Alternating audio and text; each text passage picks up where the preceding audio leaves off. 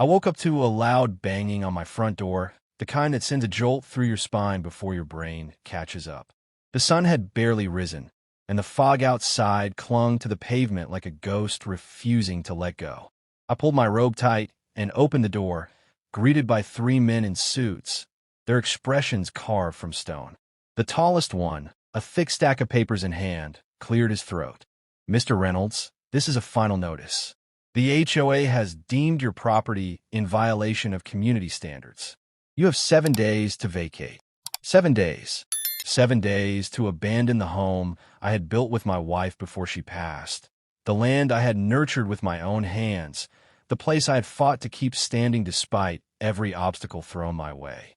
I stared at the document, the fine print swimming before my eyes. Fines totaling thousands, accusations of noncompliance, vague legal jargon designed to make a person feel powerless. My hands tightened around the edges of the paper. "I've paid my dues," I said, my voice steady despite the storm brewing inside me. The second man, shorter, with glasses perched on his nose like a judge deliberating a sentence, shrugged. "Unfortunately, you've consistently failed to adhere to the community's regulations. Your home has been classified as a nuisance. If you do not comply, legal action will be taken." I exhaled slowly, suppressing the anger clawing its way up my throat. The HOA had been targeting me for months, ever since new leadership had taken over, led by an iron-fisted woman named Claire Hawthorne. She had made it clear from day one that she intended to revitalize the neighborhood, turning it into an exclusive, perfectly polished haven free of unsightly distractions. I was, in her mind, one of those distractions. My home wasn't run down. It wasn't neglected. It wasn't in violation of anything that truly mattered.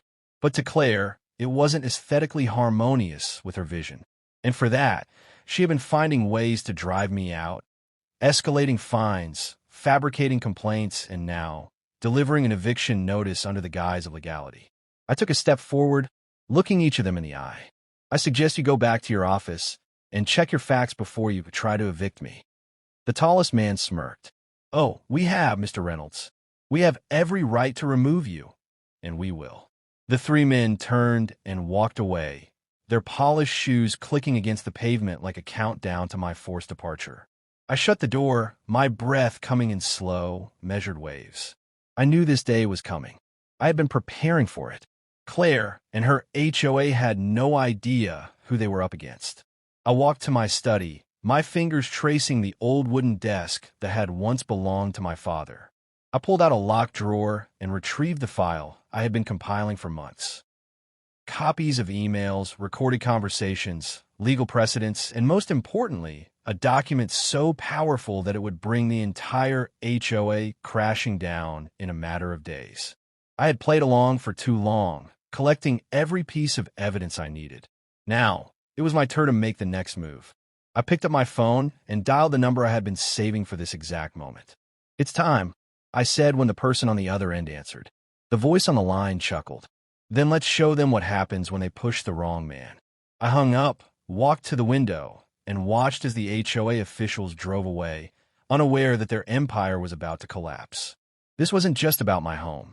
This was about standing up to corruption, about proving that no amount of power or intimidation could strip a man of what was rightfully his. 7 days? That was more than enough time to destroy them. The days that followed were a careful dance of patience and precision. I moved quietly, methodically, knowing that every action I took had to be calculated. The HOA believed they had cornered me, that I would scramble in desperation to fight their fabricated eviction notice. They underestimated me. While they sat in their pristine offices, sipping expensive coffee and congratulating themselves on what they thought was a victory, I was setting the stage for their downfall. I began by reviewing every piece of documentation they had ever sent me. The notices, the warnings, the fabricated violations, all stamped with Claire Hawthorne's signature. Each one was riddled with inconsistencies, contradictions, and most damning of all, legal overreach that violated both state and federal property laws. The HOA was not a law unto itself, despite what Claire and her board believed. They had stretched their authority so thin that it was ready to snap. With every document I reviewed, I made notes, marking where they had overstepped, where their policies contradicted established homeowner rights, where they had falsified complaints under the guise of maintaining property values. They had manufactured a paper trail of lies, one they assumed no homeowner would ever take the time to challenge. But I had done more than challenge it. I had tore it apart piece by piece. My next step was assembling the witnesses. Over the months, I had quietly spoken to other homeowners, those who had been steamrolled by Claire's authoritarian rule. The single mother fined thousands for having the wrong shade of paint on her front door. The elderly couple threatened with legal action for installing a wheelchair ramp for their disabled grandson. The veteran whose American flag had been deemed a visual nuisance by Claire's so-called aesthetic board.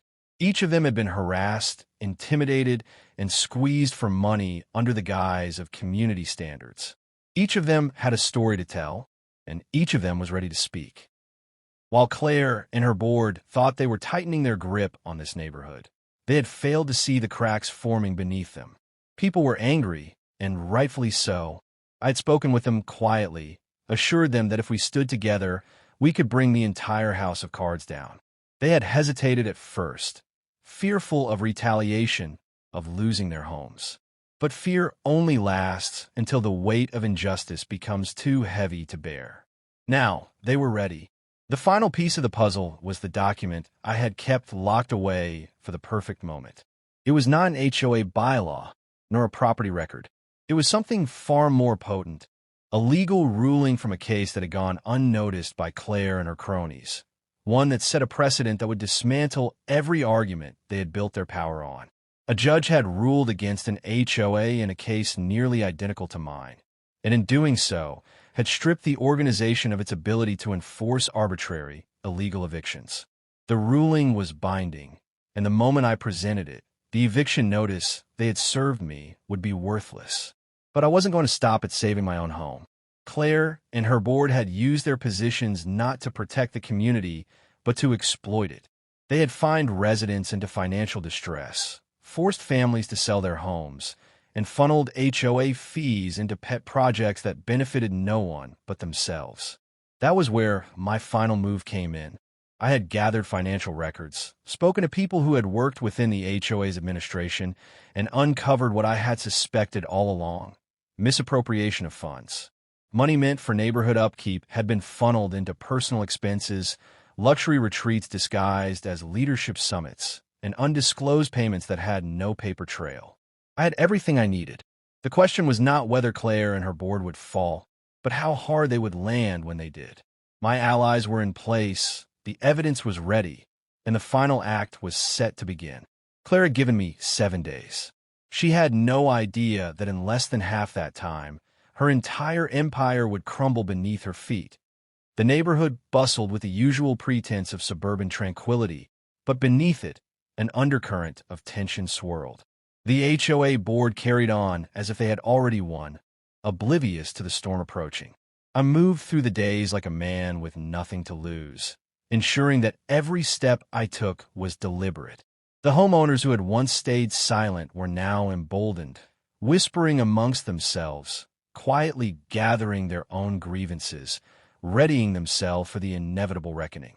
Claire Hawthorne remained unaware, sitting atop her throne of fraudulent authority, believing herself untouchable. That was about to change. The first strike came subtly, a calculated release of information. I sent an anonymous tip to the local news station, attaching copies of the most egregious violations committed by the HOA. I laid it out with clarity: abuse of power, discriminatory enforcement of policies, financial mismanagement. Within hours, the whispers of discontent had turned into full-fledged conversations across the neighborhood. People had always suspected something was wrong, but now they had proof. And proof had a way of turning uncertainty into action. The next step was more direct. I arranged a meeting with a lawyer who specialized in property law, someone who had built a career dismantling HOAs that overstepped their boundaries. He was ruthless, thorough, and most importantly, eager to take down an organization as blatantly corrupt as Claire's. I handed over the financial documents, the fabricated violations, the emails that revealed the board's coordinated efforts to force me and others out. The moment he saw the misappropriation of funds, he smiled knowingly. This wasn't just unethical, it was illegal. With the lawyer's guidance, I drafted a formal legal complaint backed by a coalition of homeowners who had suffered under the HOA's tyranny. We filed for an injunction to halt any enforcement of fines or evictions until an official investigation could be conducted. The moment that paperwork was processed, everything Claire had been building began to shake. She could no longer threaten homeowners with financial ruin, no longer wield fines as a weapon. The power she had depended on for so long had been legally suspended. News of the injunction spread quickly. Neighbors who had once accepted the HOA's rules without question began digging into their own records, realizing they too had been victims of Claire's corruption. The veteran whose flag had been targeted, the single mother buried in baseless fines, the elderly couple whose accessibility ramp had been deemed a violation. They all stepped forward, their anger no longer tempered by fear. Each of them held documentation, letters of harassment, proof of the HOA's relentless pursuit of money over morality. The tide had turned. Claire, however, was not a woman who conceded easily. She responded the only way she knew how, by doubling down. She called an emergency HOA meeting, summoning board members and homeowners alike to hear her latest decree. She intended to present herself as the unwavering leader, a woman standing firm against those who would undermine community values. She still believed she had control. She still believed she could intimidate and manipulate her way through this. That illusion would not last. I attended the meeting not as a defiant victim, but as the architect of her downfall. The room was packed, the air thick with unspoken tension. Claire stood at the podium, her smile tight, her eyes scanning the room for weaknesses to exploit.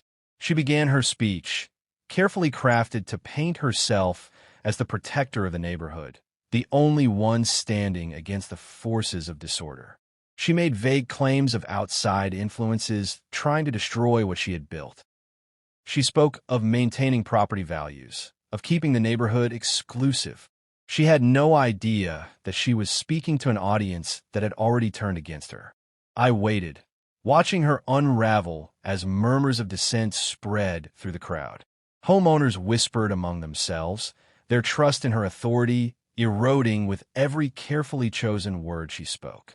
Then, when the moment was right, I stepped forward, holding up the legal complaint, the financial records, the evidence that left no room for doubt. Claire's voice faltered. The room fell silent. And then the questions began. The homeowners who had once been afraid were no longer silent. They demanded explanations, demanded accountability. Claire's power wasn't just slipping, it was collapsing. And I stood at the center, watching as the woman who had tried to destroy me realized she was the one being destroyed. The room turned against her faster than she could control. The carefully curated authority she had wielded with an iron grip was slipping through her fingers, dissolving beneath the weight of undeniable evidence. The board members flanking her shifted uneasily, sensing the shift in power, their confidence cracking as the homeowners began to raise their voices. The crowd, once submissive under her rule, was no longer afraid. They wanted answers. They wanted justice. And Claire, for the first time since she had taken over, had nowhere to hide. The questions came from all directions. Why were funds meant for community improvements used for lavish board retreats? Why had certain homeowners been targeted while others had been given exceptions? Why were fines selectively enforced, always against the same handful of people?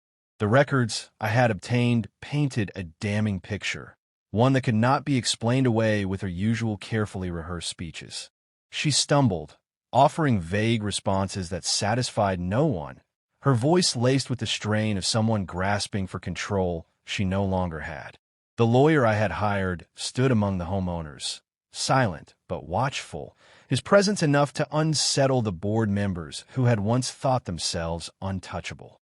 He had come prepared, and when Claire attempted to dismiss the accusations as baseless, he stepped forward, calmly informing everyone in the room that a formal investigation into the HOA's finances had already been initiated. That was the moment the panic set in. The board members who had sat confidently beside Claire now exchanged nervous glances, realizing that they were implicated in something far larger than they had anticipated. This was no longer about HOA policies or property values. This was about legal repercussions, potential criminal charges, the kind of consequences that could not be ignored. Claire's hands trembled as she gripped the podium, her nails digging into the wood as if holding onto it would keep her from sinking. Her usual condescending smirk was gone, replaced by barely concealed desperation. She made a last attempt to regain control, calling for order, insisting that the meeting was getting out of hand. But the homeowners no longer recognized her authority. They demanded an immediate vote, a vote to remove her from power, to strip the board of their control, to take back the community that had been turned into Claire's personal kingdom. The vote was swift and absolute. Homeowners who had once feared retaliation now stood together, their hands raised in unison as they voted Claire and her corrupt board out. The power she had clung to for so long slipped away in mere minutes, her reign of intimidation crumbling under the weight of her own greed. When the final count was announced, she paled, her breath hitching as she realized there was no way out. The board was dissolved. The HOA was placed under immediate audit. Everything she had built, every rule she had bent to serve her own interests, was now under scrutiny. But it wasn't over yet. The homeowners weren't just interested in removing her. They wanted accountability. The financial records I had obtained were now in the hands of attorneys, and legal action was imminent. The very policies Claire had used to punish others would now be used against her. Fines for fraud, legal fees she would have to answer for, a federal investigation that would scrutinize every dollar she had stolen. Her empire was gone, and in its place was a mountain of consequences she could no longer escape. She left the meeting in silence, her head low, her once unshakable presence reduced to nothing. The board members followed, their exits just as humiliated, their positions revoked, their reputations in ruins. Outside, the community that had once lived in fear stood together, their voices no longer suppressed. Neighbors who had barely spoken before were now exchanging words of support, discussing plans to rebuild, to create a system that worked for them instead of against them. The next morning, a moving truck appeared in front of Claire's house. By the end of the week, she was gone, leaving behind the wreckage of her own downfall. The home she had so desperately tried to control now belonged to someone else. The HOA, once a weapon of control, was now being rebuilt from the ground up. Policies were rewritten, homeowners were given a voice, and the days of arbitrary fines and selective enforcement became a thing of the past. I stood on my porch, watching as the neighborhood slowly began to heal. The fight had been long, but it had been worth it. Claire had thought she could destroy me, but in the end, she had only destroyed herself. What she had underestimated was the power of people standing together, the strength that came when fear was replaced with resolve. She had given me 7 days, but in the end, that was all the time I needed to ensure she would never wield power over this community again. The weeks that followed were filled with the slow but satisfying process of undoing the damage Claire had inflicted on the neighborhood. Without her presence looming over every decision, the community finally had the freedom to breathe. The first order of business was restructuring the HOA, but this time it would be done the right way. A temporary council was formed, made up of homeowners who had suffered under Claire's rule, people who actually cared about the well-being of the neighborhood instead of their own power. The lawyer I had hired assisted with rewriting policies, ensuring that the rules served everyone fairly instead of being used as a weapon against certain residents. One by one, the old fines were reviewed. Most of them were thrown out entirely, deemed illegitimate, fabricated by Claire and her board to squeeze money from homeowners who couldn't fight back. The single mother who had been fined for her front door, her fees were erased. The veteran forced to remove his flag. A public apology was issued, and he proudly raised the flag once more, this time with the full support of the community. The elderly couple who had been harassed for their accessibility ramp no longer had to live in fear of letters demanding its removal. The weight of oppression that had once hung over the neighborhood had finally been lifted, despite Claire's sudden disappearance. her troubles were far from over. The legal system had its way of catching up with people like her. Investigators combed through every financial record, tracing the misappropriated funds, the fraudulent transactions, the hidden accounts she had used to funnel money away from the community. The deeper they dug, the worse it got. Her fraudulent practices had extended far beyond this neighborhood. There were whispers of similar schemes in other HOAs she had been involved with before she landed here. Eventually, the news broke. Claire Hawthorne was formally charged with embezzlement, fraud, and conspiracy to commit financial crimes. The woman who had once stood at the head of a homeowners association, dictating every minor detail of people's lives, now found herself facing years of legal battles. Her name became synonymous with corruption, a cautionary tale about unchecked power. The irony wasn't lost on anyone. She had spent years trying to control every aspect of this neighborhood, believing she was untouchable, and yet in the end, it was the very community she had oppressed that had brought her down. Life in the neighborhood changed after that, but for the better. The fear that had once kept people isolated was replaced by a sense of unity. Neighbors who had barely spoken before now greeted each other warmly, connected by the shared struggle they had endured and overcome together. The ridiculous surveillance cameras Claire had installed to spy on homeowners were removed, replaced instead with new security measures that actually benefited residents rather than policing them. The community finally felt like what it was meant to be, a place where people lived together rather than under the rule of a self-appointed tyrant. One evening, as I sat on my porch, watching the sun set over the quiet streets, I thought about how close I had come to losing everything. If I had given in, if I had allowed fear to dictate my choices, I would have been just another victim of Claire's greed. But standing up, fighting back, refusing to be intimidated, that had changed everything. Not just for me, but for everyone around me. The neighborhood was finally free, not just from Claire, but from the culture of fear she had created. As I looked around, seeing children playing freely in yards that had once been under constant scrutiny, homeowners tending to their gardens without fear of receiving a violation notice, I realized that this battle had been about more than just property rights. It had been about dignity, about standing up for what was right, about proving that no one, no matter how powerful they thought they were, had the right to take away another person's home. Claire had thought she could evict me, but in the end, it was she who had been removed. And as I sat there, feeling the cool evening breeze against my skin, I knew one thing for certain. Justice had finally come to this neighborhood, and it was here to stay.